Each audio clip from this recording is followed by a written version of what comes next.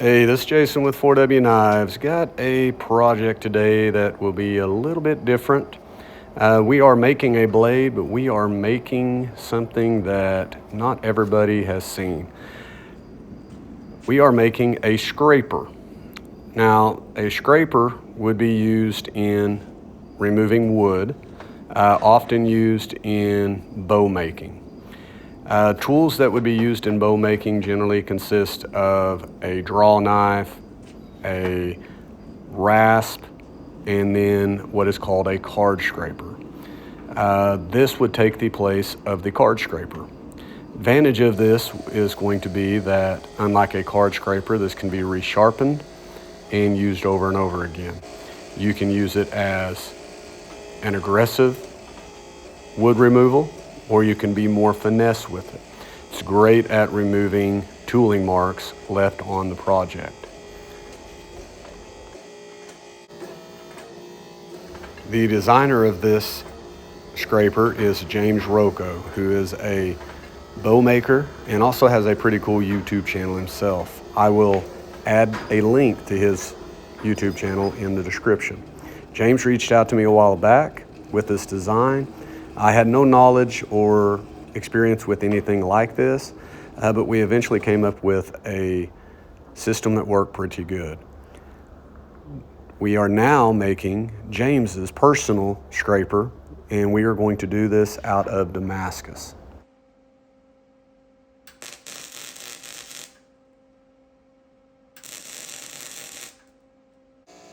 All right, so let's get back to the build here. So at this point, we have cut and restacked the Damascus, and we do so until we get it to a layer count that would be beneficial to do a ladder pattern.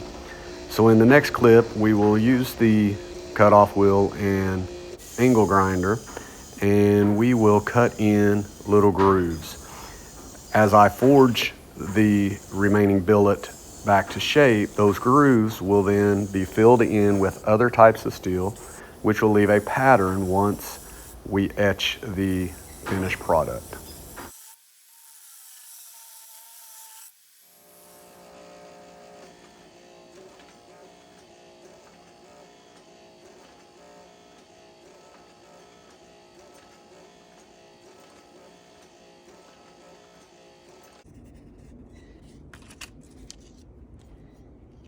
To get as precise dimensions as possible, I glue the template on top of the billet. I have left a little bit on it because the last couple that I've made did not come out as big as what the design calls for. So you notice the little extra paper outside the line. That is to allow a little bit of room for error. By the time I do all the surface grinding and sanding and everything, we lose a lot more steel than what one would think. So that is the purpose of leaving it a little bit larger.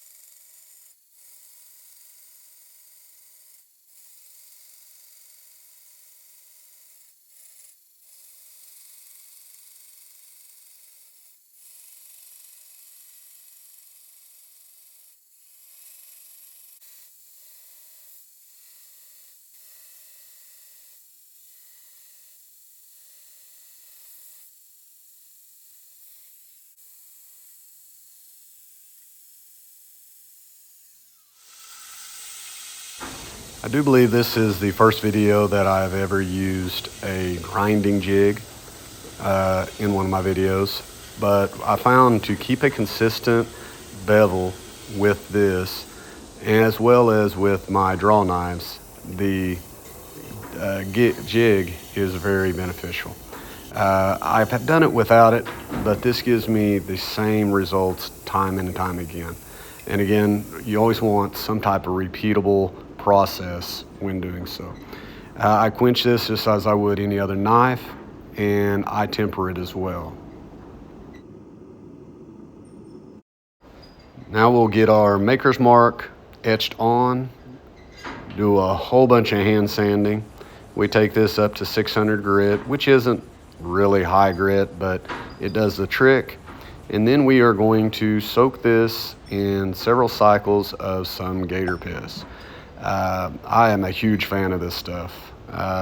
It has evaporated quite a bit, and I had to accommodate for that to cover the whole knife, but other than that, it came out pretty good.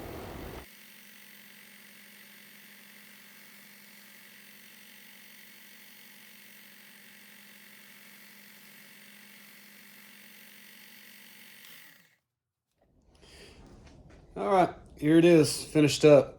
I realize the lighting in here isn't the best to see this, so I've got some photos here that you'll get to see. You're going to get to see this thing in action. It's not actually this one, I'll be truthful. It's one similar to it. James obviously hasn't gotten this one yet. A couple of things. When I sharpened it, I did put a secondary bevel on it. When James gets it, he will roll that edge. I don't roll it for him. He's much better, knows what he wants out of that. And not everybody that I've made these for want the edge rolled. But the way this is going to be used, it's not like a draw knife. A draw knife would be flat like this that you draw to you. This is a scraper, so it would sit on top, and you either push it like so or pull it to you, removing, depending on how much pressure you put on there, a little bit less than what a draw knife would. So I don't know if that's a great explanation, but like I said, you're fixing to see a video of James using it. I got his permission. I want to thank you guys for watching. I want to thank James for including me in on his designs and the efforts to find a good hand working tool that can be useful for people. So again, appreciate it.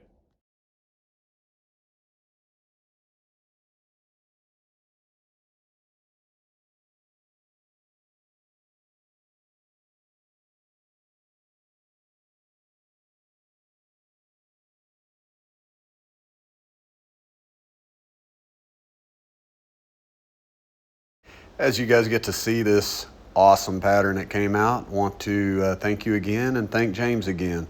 I appreciate it, and go check out his channel. It's going to be in the description. He does some pretty cool work.